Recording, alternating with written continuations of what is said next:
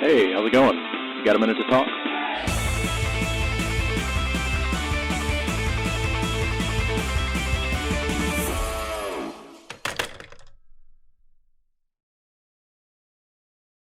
All right. Well, Steve, I want to start off by saying that I am thrilled to have you.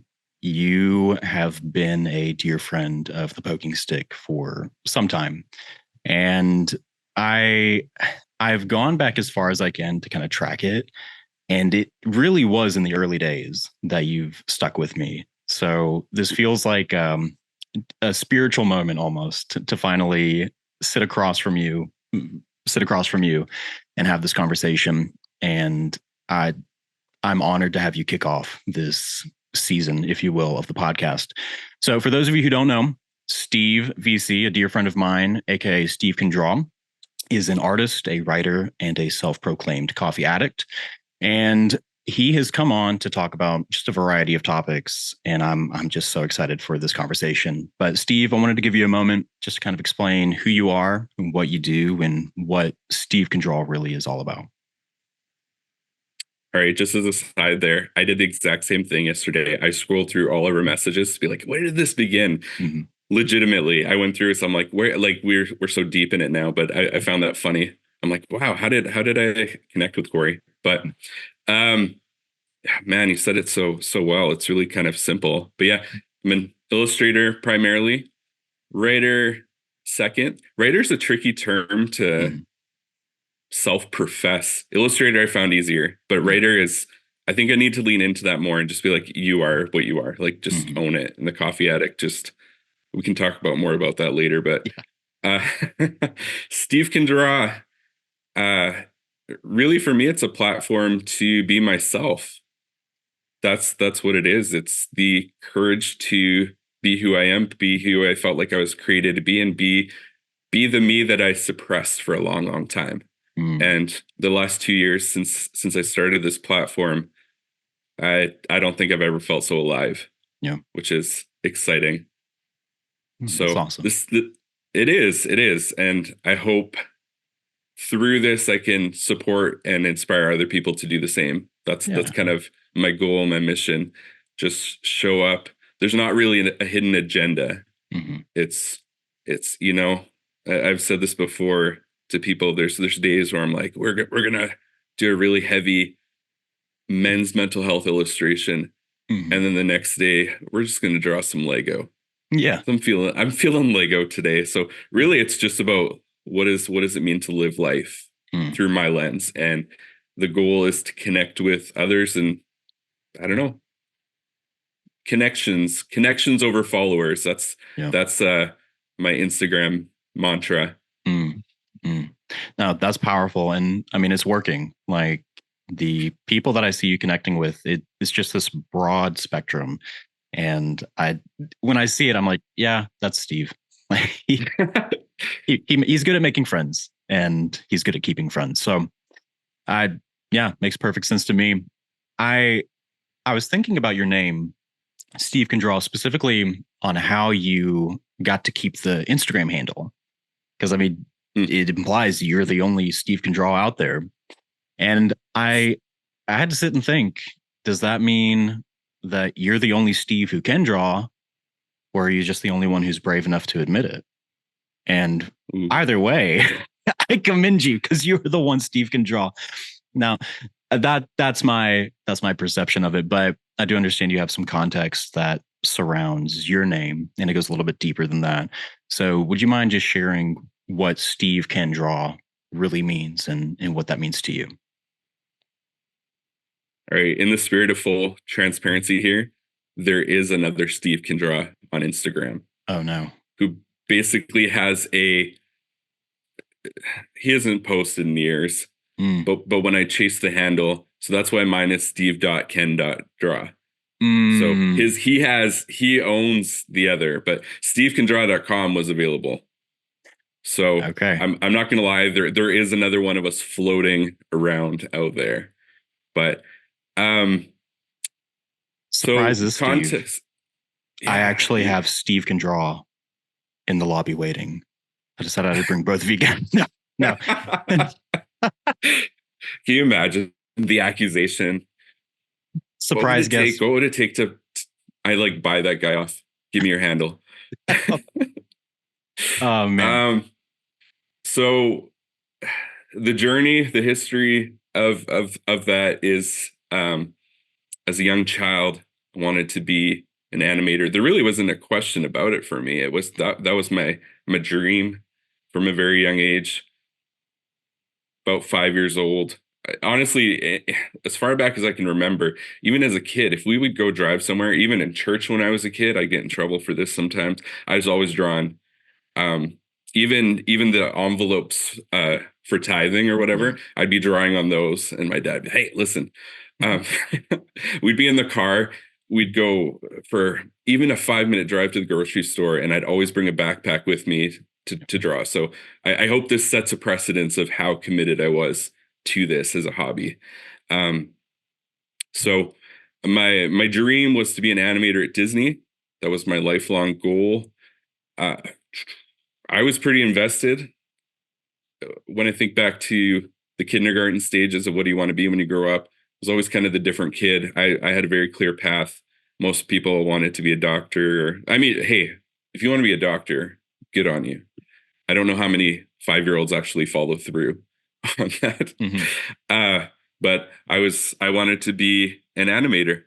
And even in kindergarten, it's funny, teacher asks you what's your favorite color. And everyone's either blue or pink. I picked green. I was always the kind of odd one out. So uh so I live in British Columbia, Canada, and in Vancouver, which is a few hours away from me, there is an art institute that I went to for the first time when I was 10, and I fell in love immediately with it. And I'm like, I'm going to go to school here. So 10 years old, I had that. Any opportunity I could, I tried to connect with even animators. We had a Disney store around the Vancouver area as well, and they'd have animators come in every so often to do kind of talk about what they do, and I'd be like, I need to go meet these people. And I remember meeting animators and asking for an autograph, and they would just look at me like we're nobody essentially to give an autograph. But that was my commitment level. So I got a brochure for the school because the internet wasn't really the internet at that point in time.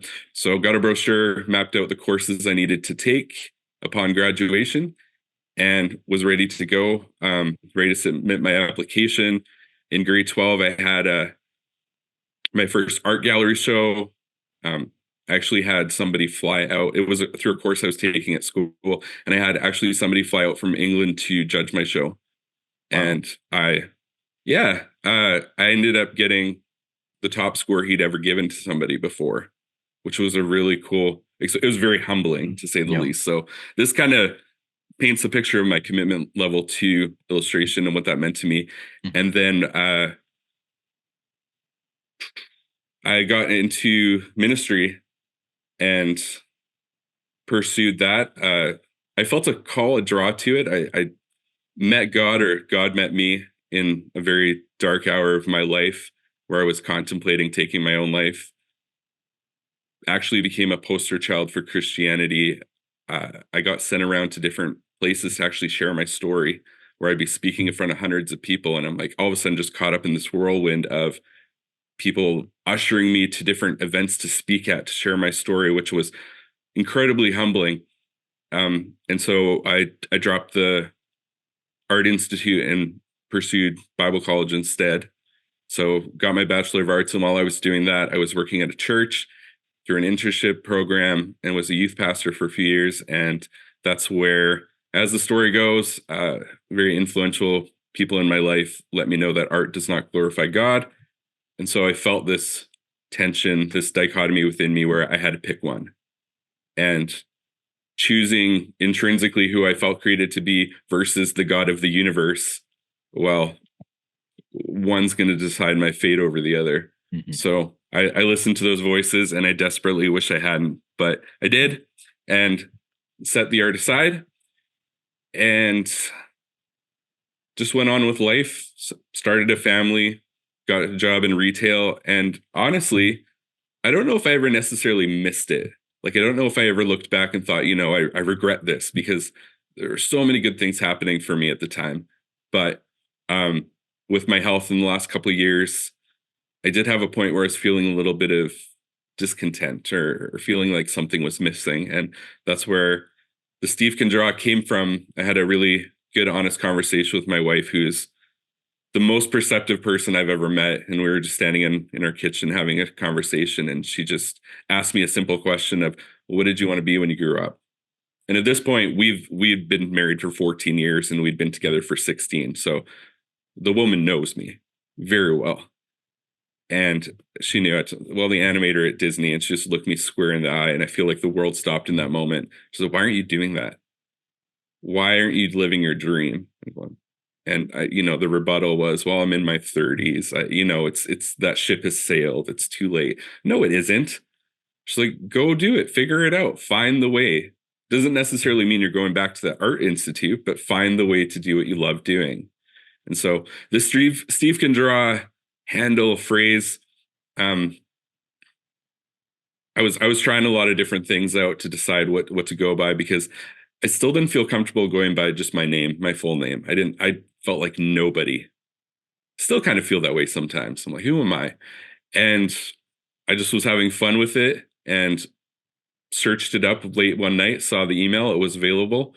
And I just thought it was kind of a play on words. Steve Can Draw, C Spot Run, kind of a simple, fun thing. And ultimately, it ended up becoming an affirmation to myself. When I look at Steve Can Draw, I look at what that means, and it's powerful. It's giving myself permission. The permission that I surrendered years ago and what was robbed from me, I now get to tell myself every day, every time I see my handle, my phrase, my business essentially, and I'm telling myself, you can do it. You're allowed to do it, and you should love doing it. Mm-hmm. So, no, that's powerful. Whenever you think back to, I'll just call it the bad advice of, hey, this stuff doesn't glorify God. And it's kind of pick one or the other. Either you stay in the favor of God or you create art. How have you healed, if you will, from kind of those life-altering words? And maybe I could park there for a second. Is that I will never forget a conversation I had with a spiritual mentor. And I remember sitting across from him, we were having deli sandwiches. And I said, I don't think full-time ministry is where I should be. I think I'd rather just be a regular person who serves. And just the horror on his face was like, no, you can't do that. You're too gifted to do something like that. And oh my goodness, like, and for that moment, and maybe this will resonate with you. It was almost like, no, you can't stop being my poster child. We have to keep you in circulation. Yes. You know what I mean? It's like the potential. We see the potential in you, and that's like such a guilt trap, right? Mm-hmm. Oh man, like you said it perfectly. Yeah, no, that hits hard. Yeah, and that conversation was the reason why I stuck through, like, even into a master's program. Like, I would have gotten my undergrad and probably have gone straight into design, but it added a couple extra years before I got to where I wanted to be because of that one conversation. So it's scary to think that your words can hold so much weight in the life of a person. And I guess it's a humbling experience as well of like, I hope I never do that to another person. Like, I hope my bad advice never put somebody in a position where they have to heal from the advice that I gave them. But that's kind of a sidebar. So the original question, what has that healing looked like for you? Has there been any hurt that's had to be overcome? What does that look like? I think when you have hurts that heavy, it's a continual process. Are you ever healed? Yep. I don't, we're healing in the same sense that we are, I think of it when people use the phrase, I'm saved. Like, you are saved, but you're also in need of saving. It's a constant process that way. And I'm healing in some respects, I feel like I've been drawing it out of my system. I feel like I've been writing it out of my system through that. And that feels pretty good. It feels good. Now, does it mean that I don't have any bitterness or resentment or what have you? I do. I'll be totally transparent with that. It's heavy. It sucks. Yep. The outcome and aftermath, which is a little more than I normally share, we, as church hurts amounted, we had to exit the church because apparently I make kids ask questions. So that was not in my favor to get people to think for themselves. So I did have a very profound realization recently, though, and it has helped me let things go quite a bit towards the experience of some of the people. And I thought back to, there's a lot of pressure when you're in ministry, especially in a church setting where people are constantly watching you. They're watching you, how you live your life. They're watching how you respond, how you are when you run into you at the supermarket. There's always eyes on you. And I thought too, I'm like, what was going on for these people? What was their story? What was their mental health struggles and challenges and whatnot? What was going on under the surface that somebody would give me that bad advice? The reality is, if you screw up as a pastor or in the ministry, you could lose your job. Your livelihood could be out the window. And many in the ministry have families. They have these things. So really, you hope that the heart is in the right place, but at the same time, you're juggling quite a few things. And I looked back to that, and that was kind of a bit of a surrender moment for me, where I realized, okay, these people probably had a lot going on. Were they intentionally trying to self-sabotage or sabotage my life? Probably not. They were trying to take care of themselves. So coming to that realization, actually within the last couple of weeks, feels like it was kind of a weight off my shoulders. And now, what does healing look like in the next stage? I don't know. I'll probably keep drawing it. No, that's fair. You've probably chosen a healthier approach than I have. I think I just picked up a big stick and started swinging. No, I love it. Hey, random question. Random question on the name. When you meet people through Instagram or other, do you think of them by their handle name, or do you think of them by their actual names when you think of them? I'm always curious about this. It varies. For you're Steve. Easy, right? Yeah. I'm trying to think of people that I know. Oh, okay. I don't want to like name drop her. She's actually coming on the show later on, but I actually misread her Instagram handle for a long time. Like, this was before I actually connected with her. So I just saw notifications on my post of like so-and-so. And I mean, I'm just going to have to say her name. So Coffee with Rach is her handle. Okay. Yeah. And for whatever reason, I read it as Coffee with Ranch. And I thought, I was like, okay, that's like a interesting handle. Like, people have some pretty interesting handles out there. So I always like associated that with like Coffee with Ranch. And then I actually went to her profile and realized that like, oh, this is somebody I should probably connect with and like have like this working relationship with. And then I realized that's not Coffee with Ranch. That's Coffee with Rach. So, but now it's so embedded that I will first think of her as Coffee with Ranch before I think of her as Rachel or Coffee with Rach. So that's kind of like by my own doing. So some people, yes, they are their Instagram handle in my mind, and then others, they are there's just their name. And even like in how people view me, it's a mixture. Some people will call me Stick, like religiously. It's Stick, and then other people, it's my actual name. And I don't know if I ever get the full name. Like, oh, that's the poking stick. It's usually either Corey or Stick, and I take either. I like them. I'm gonna truth bomb here. Up until probably a couple of months ago, in my mind, the poking stick is when and even when I was mentioning to my wife the other day about coming on here, I was like, oh, the poking stick. She's like, what? I'm like, oh, no, Corey, remember? And she, oh, yeah. Anyways, total tangent. No, man, it's a name that I embrace. I even to the point where like anything that's on like professional accounts or anything like that, I'll include like stick in parentheses.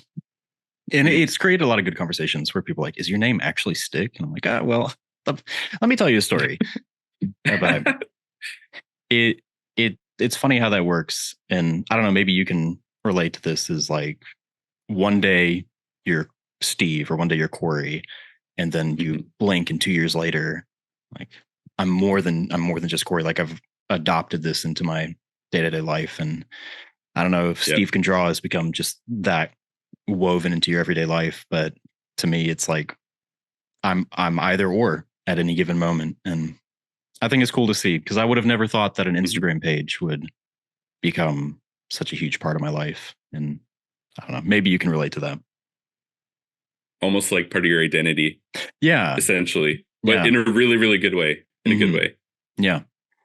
And that for me, maybe it's just so special to me because it has been like such a good healing process for me to like just have a space where I can speak freely and not worry. Yeah. And I think as I had my exodus out of full-time ministry, the poking stick was like exactly what I needed.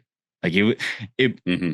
the timeline of it all, like this is so not serious, but in the moment it was serious. Is I was pulled into Hmm. the pastor's office and the conversation went along the lines of, I noticed you were wearing shorts on Sunday. Are you okay? Like Oh I, no. I just want to be sure you're not like swinging too far on the pendulum. Like I know, and I know, right? So as I kind of walked away from that of like, man, I can't even wear shorts on Sunday, and I mean it was like July, it was hot, man. So wearing shorts now puts you in that kind of fishbowl of like, oh Yeah. man, are you good? So for some, it's like you if you screw up, the whole world sees it, or if you wear shorts, the whole world sees it. I don't know. It's No, funny how that works. it's so true. When I'd stepped into the ministry side, I was like being the high school artist, I was definitely the punk goth Mm, variety.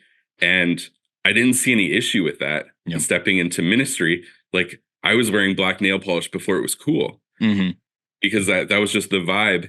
And I remember someone saying to me, no, Christians don't do that. Christians aren't supposed to. Oh my God, I'm so sorry. I Yeah. take it off. I'm sorry. I didn't mean to. Yeah. Anyways, I get it. I get it. Hmm. So, kind of backtracking to that conversation you had with your wife, the Hmm. this is what I wanted to be. She looks at you and says, "Well, why aren't you?" Yep. And then I'm assuming this is pre Steve can draw. Like you hadn't Correct. gotten the handle, none of that. So Steve can No, draw was totally not even on your mind at this point. no. So It was you, just, I need to start drawing. yeah. So you take these steps, and I have like played my imagination, like how I imagine that interaction going. I've played that over and over in my mind and thought, what if it was me? How would I have Mm, responded if my wife looked at me? Because not to your degree, I'm very grateful that the art that I was creating was never discouraged. Um, mm, I did have a brief season where I had guilt when hmm. I felt the call to do ministry because I had been pursuing art for years in high school and I wanted to go and study it in college, and then I felt this calling, and Yeah. for some time I actually said no, I can't create because I must focus on the ministry. So I maybe there's something deeper about that, like the connection between the feeling this higher calling and wanting to put off anything that we deem temporal. I don't know, but I'm thankful that I never was pushed to the point where I kind of walked away from it all. But I do imagine what would I have done. And full transparency, I think just knowing myself, I probably would have looked at my wife and said, "Yeah, okay. Like why am I not doing it? I don't know. Anyway, I'm just going to go about my day to day." Um Yeah. and what that tells me is that what you did, it takes a lot of courage. And Hmm. I've also been thinking a lot about courage and kind of coming to this point where in my life I've realized that courage, it doesn't take a lot of it. It's kind of like that one brief moment where you're insane enough to do it. And that's really all you need. And then you take that step. But it's the courage to take the step when you need to take it. And that's exactly what you did. So just kind of a sidebar here. What encouragement would you give to someone who's on the fence? Like they have kind of this conflict within them of, I want to do this thing. Like I have this desire. I feel as though I've been created to do this thing, but this is my reality. What advice would you give to them to push them in the direction where, hey, this is how you can find that courage. And this is what I have seen on the other side of taking a courageous step. Oh, that's such a tricky question. It's a great question. There's a reason why that feeling is inside of you. First off, there's and maybe it's too soon to get into the why. A phrase that's gotten me through 2023 and there's been two phrases that have come back to me. And one of them I heard early on in 2023, and it was, and I see this one all the time, but what if it all works out? The what if things actually play in your favor? How would that feel? What would that feeling be? And that in that moment of standing in the kitchen with my wife, I can't even describe to you the immense joy that I felt in my body, in every appendage. It felt so good. And what if it works out? And the other one that got me through last year, they share quite a bit, is you can do hard things. Because a lot of people told me no over the years. And so I would really just encourage somebody, go for it. And it might not go for it without expectation to a degree. It's probably not going to look how you thought. Realistically, it's going to look different. You know, my dream was to become an animator. Am I an animator? No. Right now, my son at 11 is a better animator than I ever will be, which is really cool. Yep. But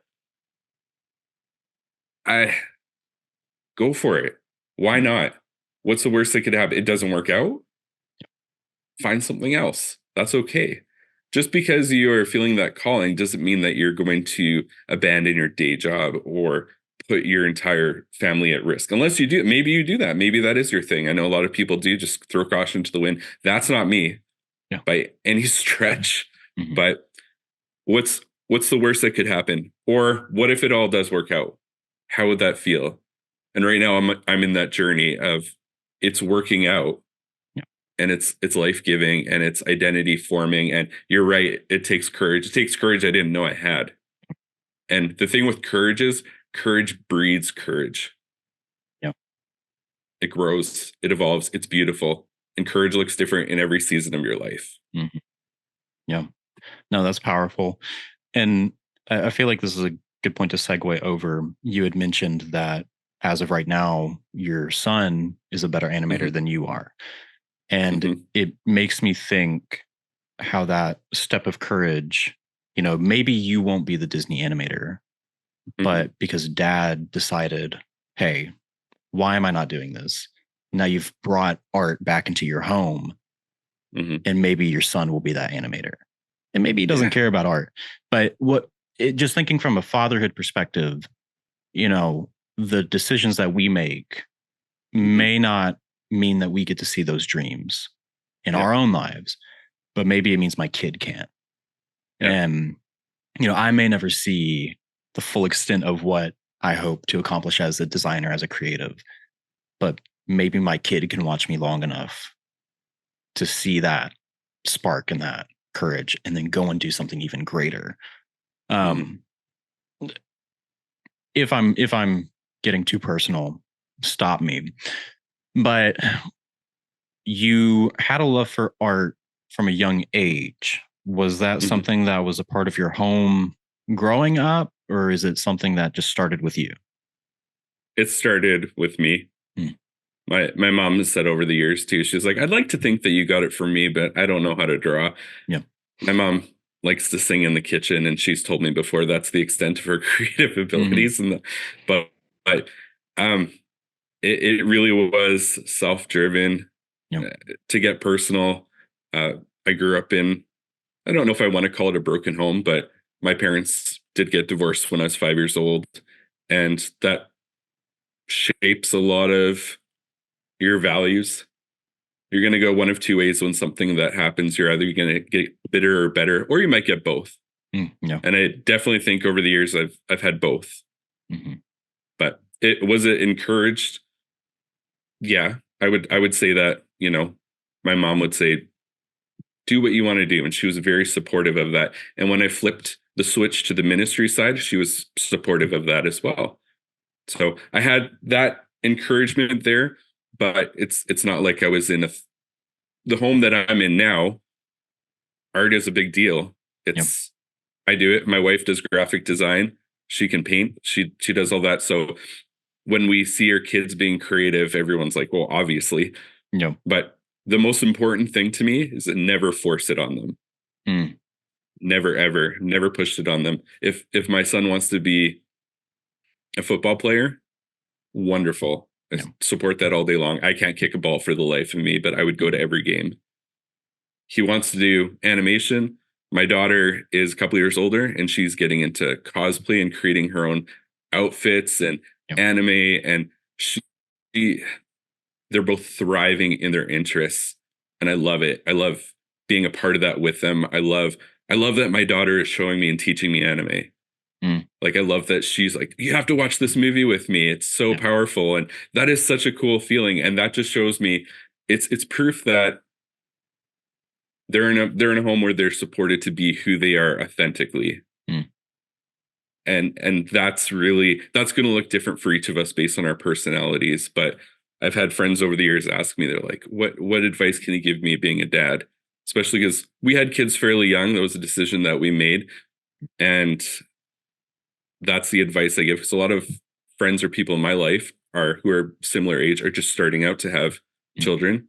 Yourself, for example, right? Which is awesome. I'm so jacked for you still about that. Yeah. But they ask, like, what advice? And the thing that I circle back to every time is just love your kids and tell them you love them every day. Don't let a day go by where you don't tell them you love them. When your kid is 13, I think it's okay to tuck them in bed at night still and tell them you love them before they go to sleep. Yeah. So if you can create a home and a space for your children to feel safe and loved, I think the rest kind of takes care of itself. No, that's huge. So as you are on this journey of becoming Steve Can Draw, now pursuing great things, you've self-published a book, you've created this online presence, even more recently starting Tuned, you're moving forward and taking these steps. Something I wrestle with is when my kid is your children's age, of like teenage age. They, well, my kid look at the poking stick and say, "Oh, like, how cringy was my dad to do these things?" And I get a little self-conscious of like, man, I hope my kid thinks this is cool, down the road. But it's made me think about what emotions do I want the poking stick to create in my children. I want them to be proud of what dad has done and what dad is doing. So for you, what type of memories and emotions are you wanting your kids to be able to associate with Steve Can Draw? Like, what do you want them to take from it as they get older? I'm going to say twofold. I'm going to say, before you even said it, I was already thinking this. I want my kids to be proud of me. I'm proud of my kids. And I think in any relationship, if you can reciprocate that to one another, it's life-giving. My kids are proud of me, which is really cool. They're at the age where they can vocalize that. And maybe they won't use those words, but even my son the other day, like, I let him know, I'm like, hey, I got to go on this podcast on this weekend. I'm so excited to do that. And he just said, how many have you been on now? And I counted and told him and what each one was. He said, that's so cool. I think that's so awesome at 11 years old. And he's not maybe directly saying, I'm proud of you for doing it, but in his way, that That's exactly what he's saying. He's a part of that. Or when I get a client or a project that comes that just kind of falls into my lap because of the hard work I've been doing, he wants to know, to the point where he's even like, well, how do you decide how much to charge somebody? Like they're so invested in what that looks like. And that to me is part of the mandate of being a parent, is teaching your kids how to grow and how to live. And I'm not going to shy away from that with them. Like, yeah, let's just talk about the whole experience. And that leads to my second point is I want them in turn then to see that their dad is doing what he loves doing in face of various adversities and whatnot. They know where we've come from and what we're still working towards. And I want them to feel empowered to do the same thing. I want them to learn to fall in love with what they do. I want my daughter who loves cosplay to feel like she can just love cosplay. And if people are going to come at her and say, no, you can't do it, or no, that's not cool, or whatever they're going to say, that she's going to say, well, I love it. And she already does that. My kids teach me, because I think they come from a place of being loved so much.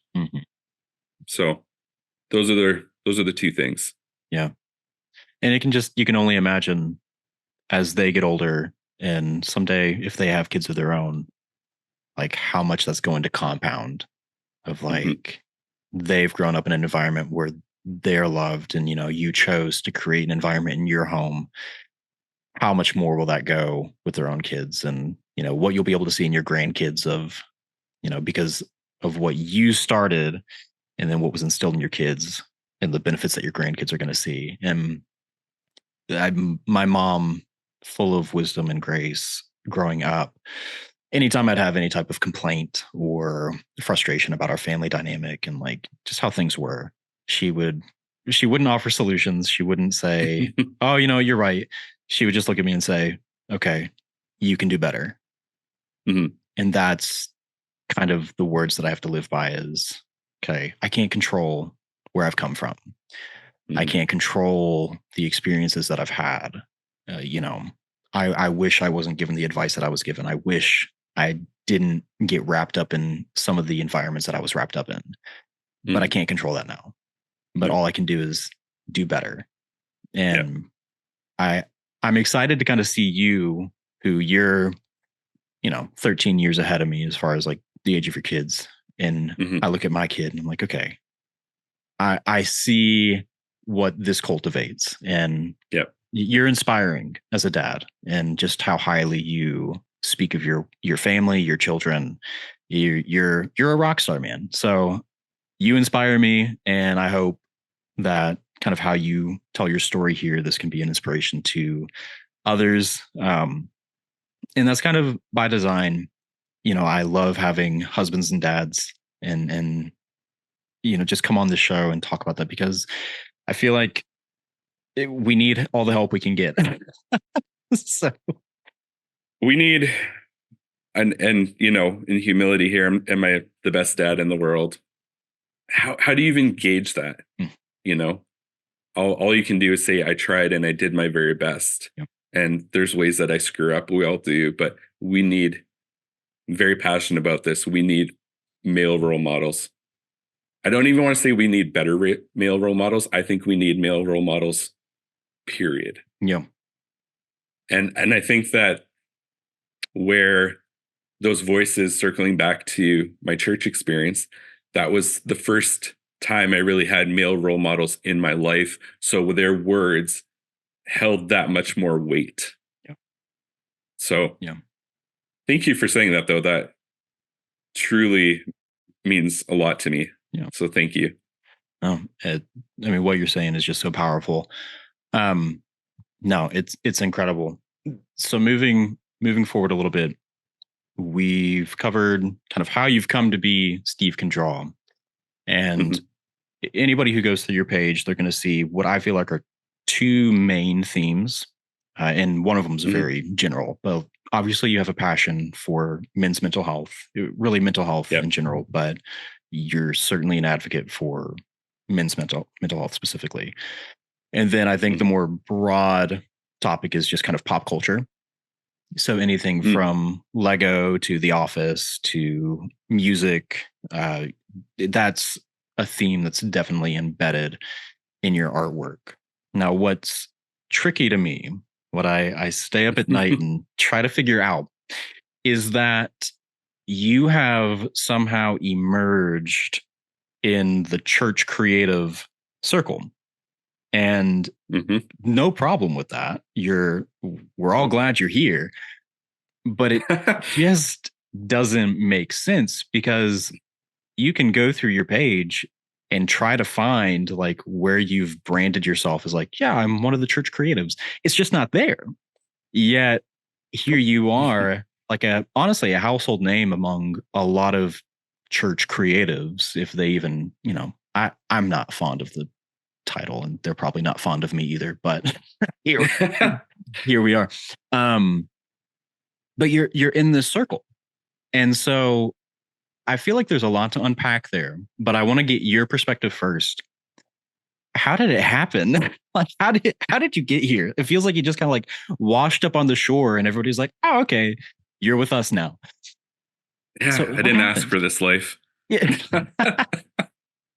I actually, to be honest with you, I sought to do the opposite. Mm. When I started what I was doing, I thought, I one thing I think that's important to say to you before I started the illustration side, this book that I had written was actually something I'd started prior to that, because writing was never ungodly or didn't honor God or what have you. So that didn't really stick with me. But I thought before, there's elements of my story that I would like to tell that might help somebody else who maybe went through church hurt or is struggling with faith conversations or topics, which honestly is all of us to a degree. So I knew going into that, I didn't want to brand myself as that. I just wanted to come across as myself. And I almost intentionally have never really said much about my faith because I don't want to ostracize anybody. Yep. And that's not saying I'm, trying to be this trendy deconstruction person or, that's not what it's about. It's, if you're here, you're here. At the end of the day, I'm doing this to connect with people, absolutely, Yep. but I'm actually doing it for me when it comes down to it. This is me. This is my identity. And to your point, that's the pop culture to the men's mental health. That's why it switches up when it does, and it's just random. It's how I'm feeling that week. Getting to the Christian community, it's so funny you're asking this because I actually asked a few, I'm going to say friends over followers, but that's how I met them, through Instagram. And I actually asked them that recently. And I said, do you think I'm a Christian? And I strategically asked some people that I know are of faith and ones that are not. Mm-hmm. And I asked that question, and unanimously I got a response of yes. And so why? Well, you're affiliated with this person, or you did this collaboration, and they're clearly, they self-identify as a Christian on their page and their profile. Mm-hmm. So, and then one girl said something to me that I found really interesting. So the first post on your page is an about me, and you have a list of likes and dislikes. And on your list of dislikes, you wrote church coffee. Nowhere else on there did you say anything about faith. You said church coffee. So that tells me at some point you have tried church coffee in your life and you know how terrible it is. And it does not taste good generally. At least that's been my experience. So she said that just made me think that you probably have had some connection to faith before. So she's like, but at the end of the day, I think these connections have come from collaborations with different folks and working together with them. I'm not here to push, I'm going to say, a religious agenda with people, but I also won't necessarily stray from it. It's just part of life. I have a lot of questions about God. It rubs people the wrong way to say, I don't know if I'm necessarily a Christian in the traditional sense, because I'm not there on my journey because of the church hurt. Yep. So I will be incredibly open about that. I wrote in my book too, what if someday I don't get into heaven because God says you didn't brand yourself as a Christian? Like, that is a legitimate fear that I have, but I'm not there yet.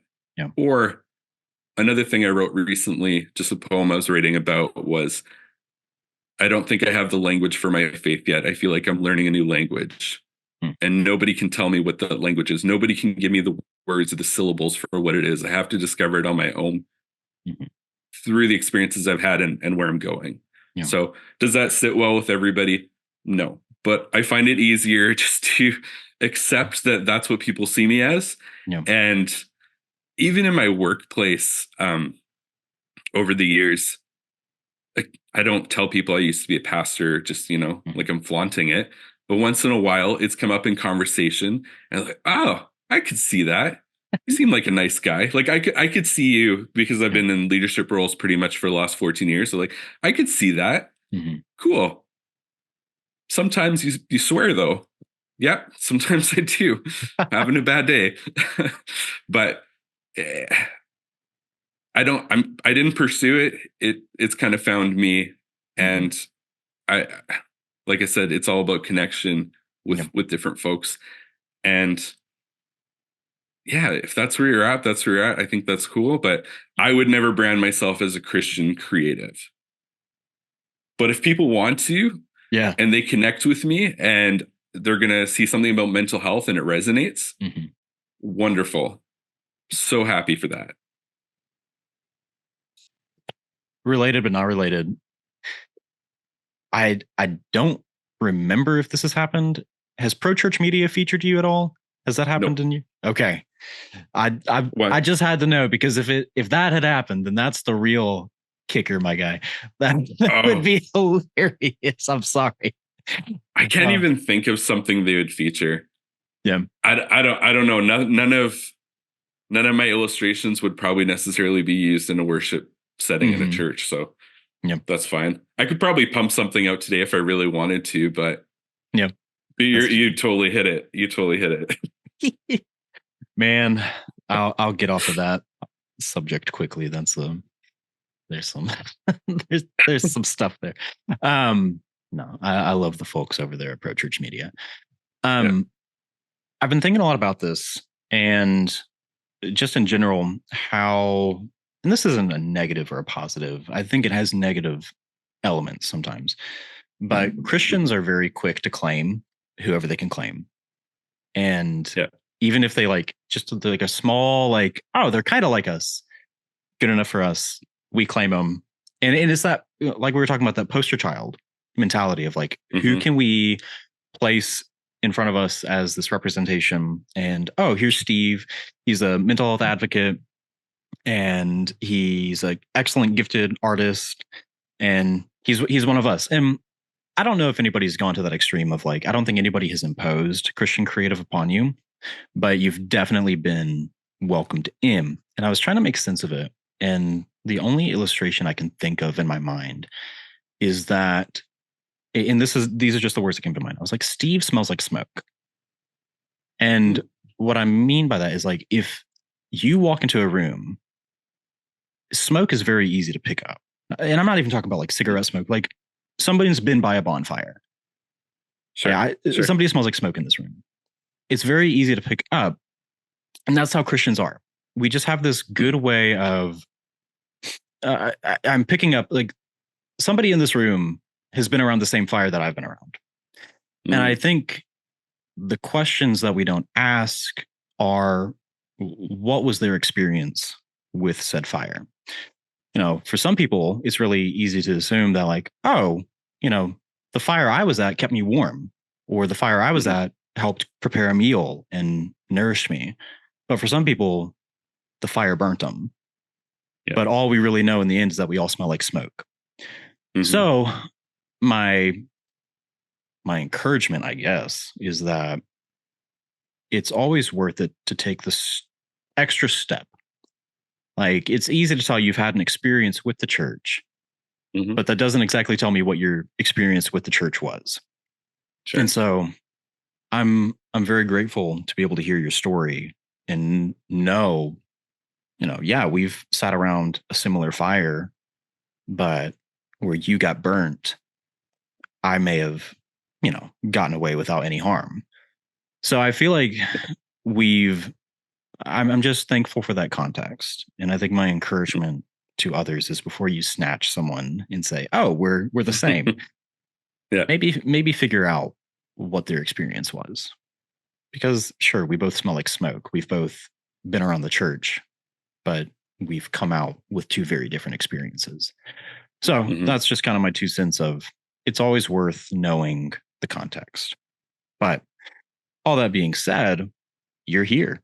you're with us. And I'm thankful that you are, if anything, almost like a counterweight to some of the nonsense that we see in the church creative community of like it just gets silly sometimes. But I can guarantee that Steve Control is always going to be consistent of like people are duking it out over here about church creatives and all this. But I know I'm going to get Steve is Steve, and I know what I'm going to get. So I'm thankful that you're kind of like this breath of fresh air. And like, I don't want to get too deep into it, but you're a breath of fresh air in a community that can often become cookie cutter and stagnant, if you will. So I'm glad you're here. I feel like if you were to be removed from the church creative community, there would be a visible hole. People would notice. So I'm thankful you're here, and I'm glad that we have this unexpected yet working dynamic. That's a really cool perspective. I like that. Thank you. Yeah. That you know, if I try to fit the puzzle pieces together of what that Christian community is and looks like. And if someone had read my book, they'd be like, yeah, of course. Like, this guy has gone through faith experience, and literally on my website, like, I say that in the book. But the thing is, you wouldn't have found my book if you didn't find my Instagram page. Mm-hmm.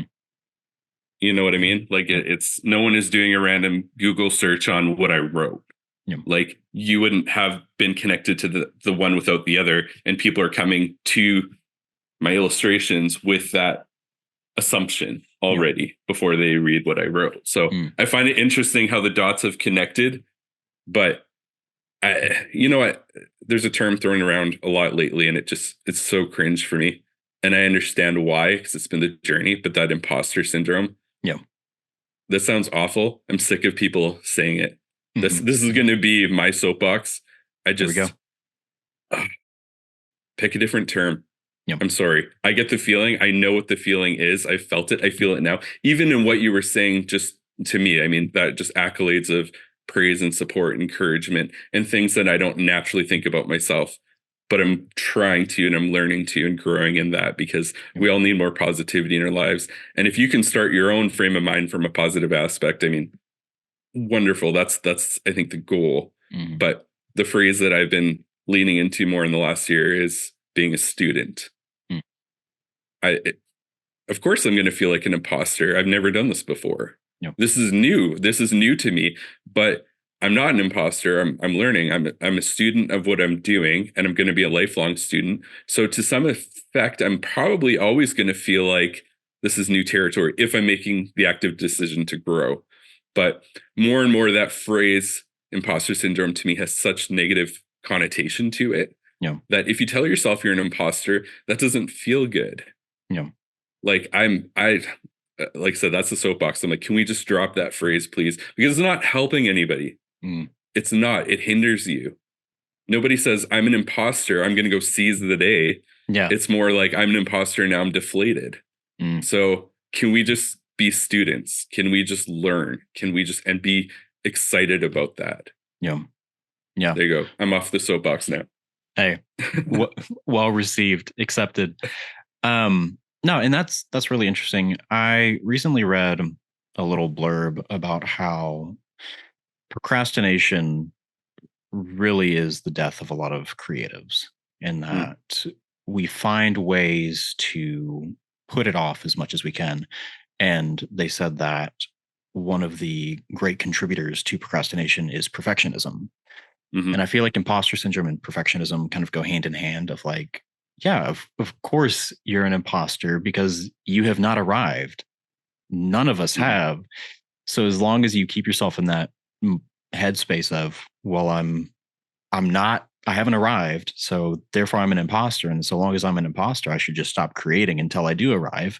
And that just makes creatives who are sitting around for the rest of their lives waiting to arrive. And I think the only people who get hurt, well, I'd say there are multiple people that get hurt in that process. It's one, the creative themselves, who you have missed out on a lifetime of the joy and satisfaction of just making something. I don't even care if it's good. There are so many things that I make that they suck. But you know what? Yeah. I'm happy I made them. And then the more you make, you can look back and say, man, I've gotten better. And that's the funny thing about it is like, yeah, anything worth doing. It was G.K. Chesterton that said, like, anything worth doing is worth doing poorly. And that's just how you have to start. But if you're at the beginning stages and say, well, I'm just going to wait until I'm perfect to start putting stuff out because I don't want to be an imposter. Well, I'll see you in the next life and we can talk about all the stuff you didn't make. Yeah. But no, sorry, but I was just going to say, I support you, and I feel like it's time to maybe drop these terms that can sometimes become crutches. So long as we've got a word that people buy, nobody's going to push you. Like, oh, okay, you have imposter syndrome. I'm not going to touch that. I'm not going to push that because we don't push people that have imposter syndrome. And we've kind of created this safe box of like, so long as I say the words, I'm untouchable. And no, so I appreciate you being willing to say, you may want to be untouchable, but I'm still gonna push. It doesn't serve you. It doesn't. Honestly, I don't have a huge Instagram following, and I'm so happy not to. That's just me. If I wake up tomorrow with 100,000 followers, I actually don't know what I'm going to do with myself. So I love the connections I have with people. But one of the most popular posts I've ever had was a collection of illustrations called My Greatest Mistakes. And it was literally just, I went through my drafts on my iPad and just pulled out like 10 and just said, these are unfinished. They're things I hate. I didn't finish it, but I'll share them because that's the whole side of the creative process.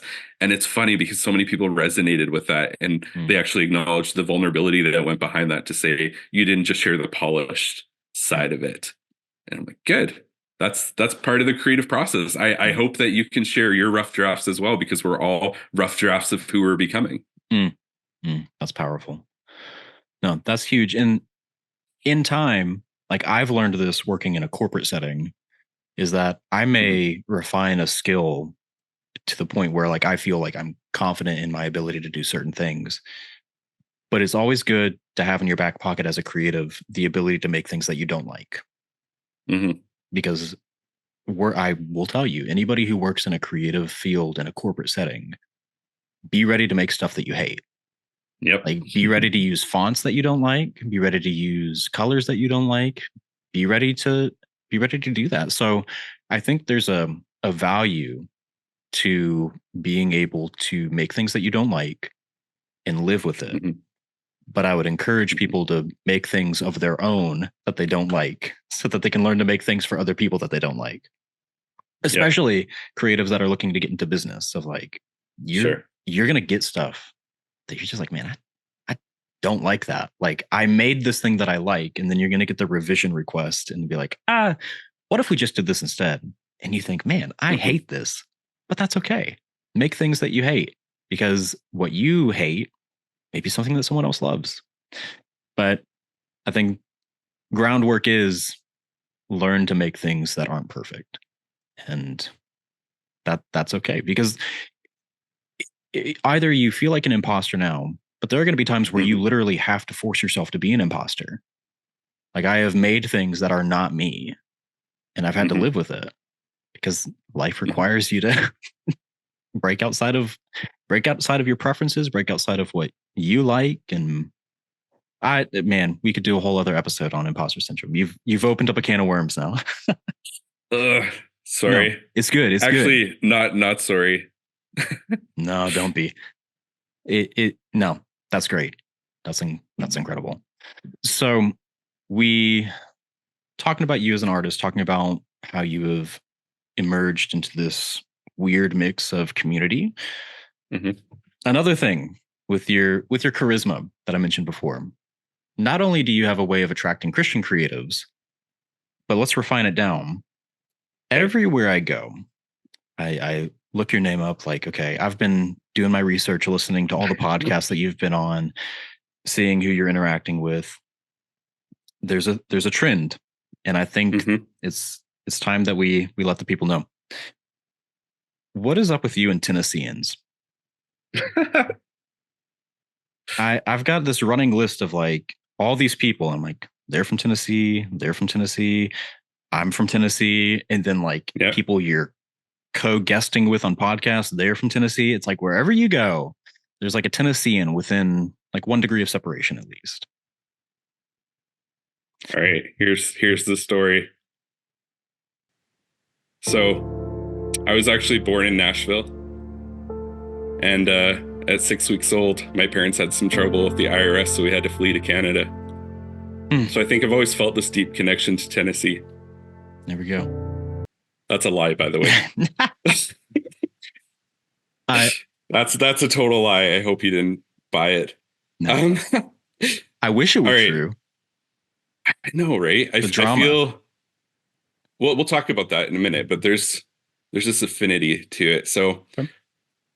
I'm gonna say the gateway to my Tennessee friends very early on in the Steve Can Draw process, when I think I had 5 followers on Instagram, and one of them was my mom, and I think my wife, and you know how it starts. Yeah.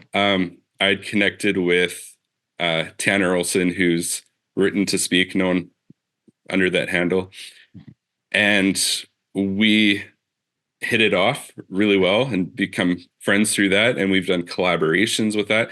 So I think as a starting point, because he's in Tennessee, I think through the magic of the Instagram algorithm and that sort of thing, I think that laid the groundwork, because we know how that goes, because people are close to that. It's so funny. I have no connection in Canada. I shouldn't say no connection, but very minimal to my homeland. Yeah. That I have great esteem for and love.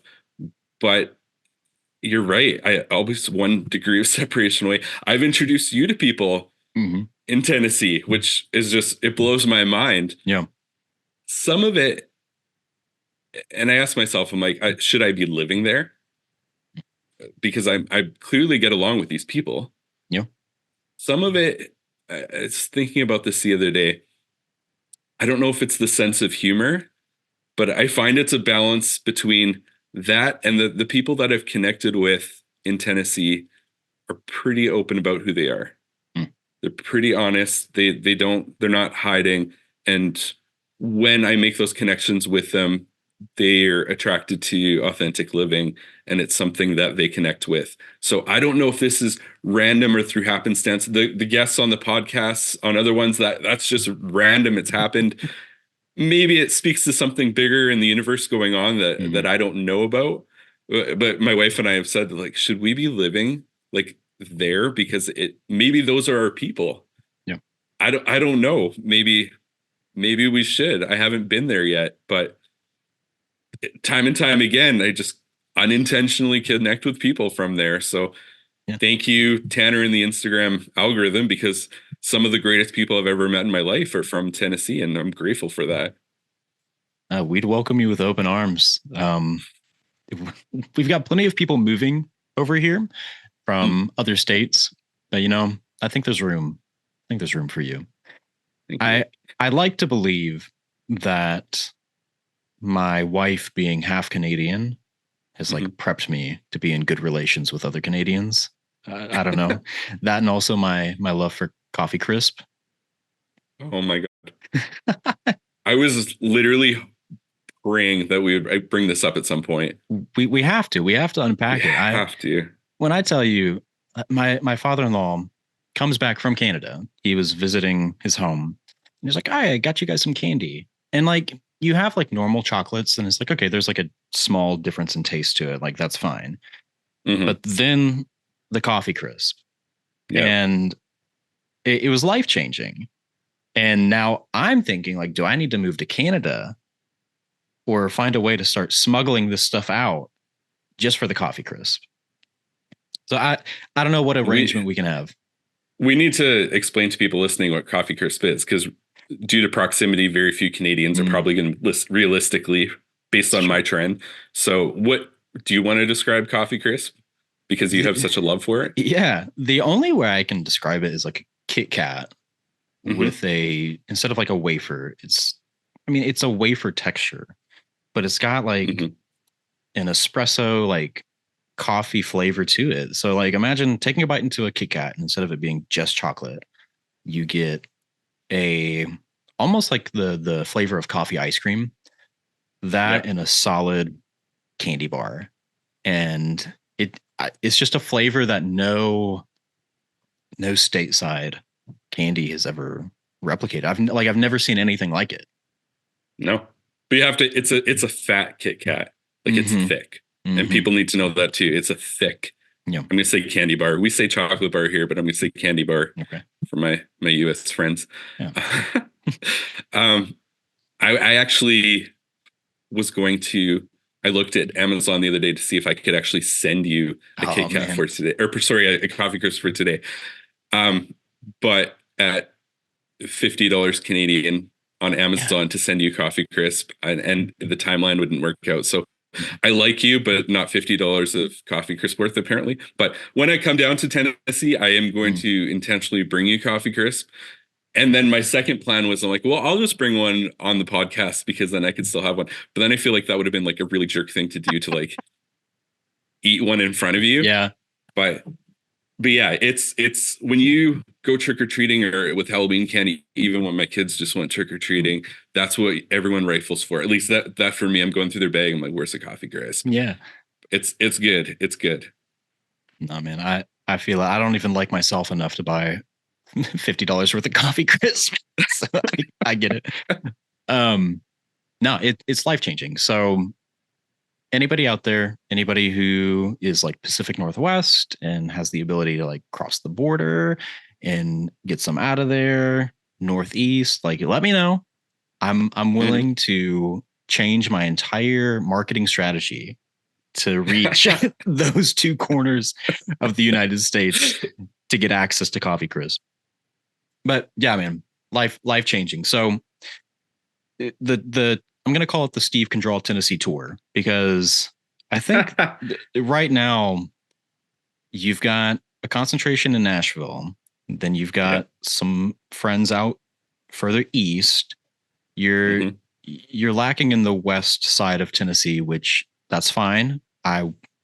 You can leave the west side of Tennessee alone. You can like cut it off at Nashville, go east. That's the part of Tennessee everybody likes. If anybody here is anybody that listens to this is from Memphis, I'll say as a Tennessean, I'll say it proudly. Y'all do your thing, but we're gonna stay over here.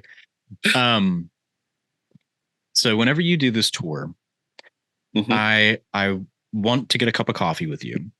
And it's a cup of coffee that I have not been brave enough to order myself. I went to a local coffee shop yesterday and I thought I'm going to get the Steve drink, but I wanted to wait to get the full rundown from you so that I know exactly what I'm ordering. So for those of you who don't know, you have a special drink that at least at Starbucks is off menu, but you claim that it is life-changing and it'll change the coffee game. So do you mind sharing what your go-to drink is and then kind of give a little bit of explanation as to what it is? 48 hours ago, I received a message in my inbox saying, I tried your drink the other day and it changed my life. 48 hours ago. I'm going to say at least once a month, I get one or two messages dropped, DM or otherwise. So it's real. It's true. Now, Starbucks did bring it on menu for a window. I don't know if they did it in the US as well, but they did it in Canada. And I remember people saying, they're like, they took your drink and it's real now. And one thing you need to know too, before I get into the drink, for the coffee climate in Canada is a little different than the US. So US, I find you've got these kind of independent one-off coffee shops. Then you have kind of your mid not even mainstream, I'm gonna say, but like places that have like maybe 3 locations. Mm. And then you've got your Starbuckses of the world, right? Yep. We don't really have the mid-range here. So you kind of have the one-offs. Now that is a huge generalization for a massive country. But in general, my experience has been you've got the one-offs and you're rolling the dice, or you've got the Starbucks. So I have an affinity towards the Starbucks because I know I can generally get consistency wherever we go. So the drink is a white mocha Americano. It's very simple. It's just a straight up Americano. And before you pump the Americano portion into it, it's a few pumps of white mocha sauce in the bottom. So in a grande, it's depending on how sweet you like it, it's 3 or 4 pumps of it. And then your basic Americano on top. Very simple. But if the barista hasn't made it before, they usually look at you like you have 3 heads. And then they go, what? The reason why it's so good is it's the perfect blend of strong and sweet. It's not too sweet, but it still has a kick to it because it's got the Americano side to it. So I say it's a Steve drink. It's really the Steve and my wife drink. And part of this, excuse me.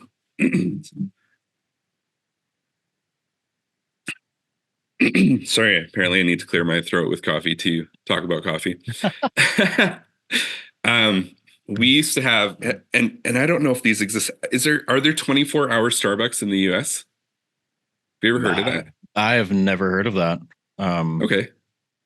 Us US folk, we take our time seriously. We used to have 24-hour grocery stores, and those have seemed to drop off. Okay. I don't know if it's like this, but I'm going to feel like it's going to be the opposite. I recently went to the Pacific Northwest for a wedding, and they were like, it's 8:00. We've got to get to the store before it closes. And I'm like, what? Like 9:00, I think, was closing time for a lot of grocery stores close to Seattle, which was bizarre to me. So I don't know. Usually things are wrapping up, like big stores.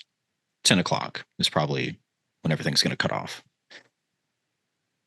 And I'm not saying it's 24-hour everything here. I mean, Starbucks here isn't 24 hours anymore, but there were a few. And way back when my wife and I were dating, our friend group would hang out at the 24-hour Starbucks, and we'd be there till 2 a.m. Now, the brilliance of that is at 2 a.m., the baristas that are working are generally bored because there's almost nobody in there. So the first primo thing of it is they would walk around with the food from the end of the day that they couldn't sell from the end of the day. So now you're getting lemon loaf or that sort of, they're bringing it to you at the table because they're like, we're gonna throw it out anyway. So have it. So love that. But the other thing is they get experimental with drinks because they can. It's in the evening, and so they're trying different things out. Another great drink, and people scoff. This is like the white mocha Americano. I have confidence that you're going to go and try. I don't know if you're going to try this one though. So it's a chai latte with peppermint, and not a lot of people like that. They freak out. But the flavor of the spicy with the peppermint, actually, my wife describes it as Christmas in a cup. Okay, it is so good. It's truly good. Anyways, back to the white mocha Americano. That's actually how it came to be. We were just hanging out on kind of our date night with some friends there, and the barista at the time, who we got to know really well, he just said, "Hey, you should try this drink that we're, kind of playing around with," and we tried it. This is like the greatest thing I've ever had. And then that became, for my wife and I, our drink, our usual. It's got that history behind it, which makes it so special for me. And then now I get to share with other people why it's so great. I ordered at other places as well. Nobody can make it as good as Starbucks. I'm sorry. It just and again, is that me being a coffee snob? Maybe, but I have yet to have it somewhere that can hit it as good. So white mocha Americano, about three pumps of white mocha sauce plus the Americano on top. That's all you need. So let's plan on it. Whenever you come and make your pilgrimage to Tennessee, I'll meet you at a Starbucks and we'll get your special Steve drink. My goal is this year. This year. I'm not lying. Like I'm planning on either this year or next at the latest. I actually have a route planned out already to meet my Instagram friends. And it starts east, kind of South Dakota. Then we're going to Iowa. We might work down to Kentucky, and then we're going to get to Tennessee. I don't think I'm going to make it to Florida. I do have a lot of friends in Florida too through Instagram, but we'll probably land in Tennessee. So all right, it's ready. It's going to happen. Hey, we'll see you then. I'm looking forward to it. We'll have to do an episode in person. I love it. Yeah, man. Well, Steve, thank you again for being willing to come on here and have this conversation with me. I am excited for what this is kicking off, and I wouldn't have anybody else help me start this. So thank you. This was an excellent conversation, a lot of good insight and just good content. So I am thankful for you, thankful for your friendship and who you have been to me as a friend, who you have been just as a fellow creator. I'll say specifically near and dear to my heart. If nobody else cared about it, you cared about Christian Thirst Trap Thursday. You were there for it. I was literally just going to say, if you don't use the phrase fireword in this conversation, we have not done this justice. That my fire word for you today is that I'm thankful for you. I'm thankful for your friendship, and that the poking stick, and I mean this in all sincerity, the poking stick would not be what it is without the support of people like you. And you have always been someone who encourages me to take those steps. Like I have written in my notes, write the book. And that is because I always go back to our conversations about, just doing it, just starting. And so thank you from the bottom of my heart for being that person to me. And I'm thrilled that we were able to have this conversation. Me too. Thanks, my friend. That means a lot. Yeah. And legitimately rate the book. You're not going to regret it. No. You won't. I promise you. Hopefully end of 24. That's my tentative goal, end of 24 to have it written and work on getting that out there. So stay tuned. Right, we'll see. I'll read it in 25 then. There we go. Well, anything that you would like to say as a closing thought? Anything that you'd like to say to the kind of people who are listening? Do I have a fire word? Don't, not to steal a line from Nike, but just do it. Just whatever it is you're sitting on, whatever that's at least been my experience in the last 2 years. That whole what's the worst that could happen? What if it all works out? Yeah. Just do it, man. It's on your heart for a reason. It's there for a reason, and you're not going to regret it. Yeah. And the worst case scenario is you're going to say I tried, and here's what I learned from it. And that's just been the culmination of my last 2 years doing this, and I can't wait to see what comes next. I'm like, what does 2024 hold for me? So just that's my advice to anybody listening right now. Whatever is on your heart, that thing that you're holding back from, because I think we all have that to an extent. Whatever it is, just claim it, try it. But even if you dip your toe, you're not going to regret trying. I love it. Well, where can we find you? Steve.can.draw on Instagram, correct? That's where I hang out. There we go. You're going to find me there generally. I haven't really hit up many more of the platforms. I'm trying the Substack right now. I think that actually is going to go somewhere in the next year or so. I see that. stevecandraw.com. But just come say hi on Instagram. I love connecting with people and chatting with people through that platform. And if I'm not following you, call me out on it. I would love to. So come see me there. Yeah. All right, folks. Well, thank you for tuning in to this maiden voyage of the 2024 podcast season.